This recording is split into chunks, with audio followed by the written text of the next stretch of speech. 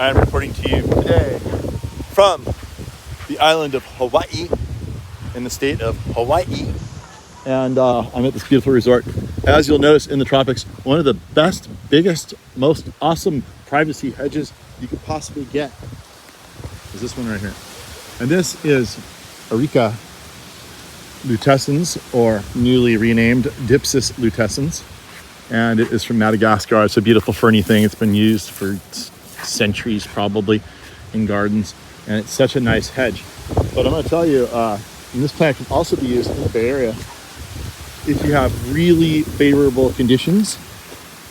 I know somebody in Palo Alto growing them in the shade. They're doing really well, actually, surprisingly well. Southern California, you could definitely use it. In California, they're not going to look as good as they look here.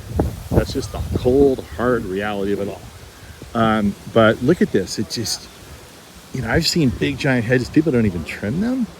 The fronds just kind of fall down and get lost in the plant, become mulch and compost, and has a beautiful green ring trunk in here, as you can see. The babies sprout up off the bottom. Now, it's probably not the most reliable plant for a big, giant screen like this on your property in the San Francisco Bay Area. And LA, San Diego, you could probably get away with it. It should look good enough. But the other plants that are really good for hedges are Phoenix reclinata and also the Mediterranean fan palm. Why is that? Because they make multiple trunks. And look what you can do. And also, the giant bird of paradise is really good for hedges where we are. That might be the best one of all. But look, so you'll see these trees here. They look like they're pretty beat. You can see they're really sunburned. Why is that? Well, that's because this hedge got way too tall and they decided to cut it back. That's the beauty of multi-stemming palms or plants, because you can just come in and just completely cut out. You can see this was just done. You can completely cut out the big ones.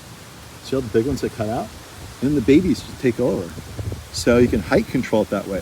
Most palms you can't do that with because they're not multiple trunking. You cut the top off and you're done. So you have to plant more seeds to get it to go. But the multi-trunking plants are perfect for this. And I just noticed this. I was sitting down in the hot tub right over there, minding my own business as much as I could, and noticed that these things are completely fried up here. And I'm like, why is that? I'm like, oh, I know why. Because there used to be a giant canopy above them. They're used to growing in shade. They're not in shade anymore. They're used to being protected by the wind. They're not protected by the wind anymore. And so on, so forth, and forth which. And I'm like, I bet you those guys just chopped them all down. But this was a huge clump. Look at how many they chopped down just recently here. And but you can do the same thing with Phoenix reclinata, where we are at home. That's the Senegal date palm. We sell lots of those. It's going to take a little longer to get big. These grow pretty tall, pretty quick. And the Phoenix reclinata has the advantage and the disadvantage of having thorns all over it. Why is that a disadvantage? Because it'll make you bleed when you're trimming it. Why is that an advantage? It'll make people bleed that are trying to get through your hedge if you don't want them to get through your hedge. This one, you can just ride right through it. No consequence. But also, giant bird of paradise, same thing. You can cut out the main stalks, control your height that way. And what else did I say? The Mediterranean fan palm is a real good one. Another really good one is a palm called Acelerathi rhytii. That's the Florida Everglades palm. It grows real vertical. It's really beautiful. It's a fan-shaped palm, not a feather one like this.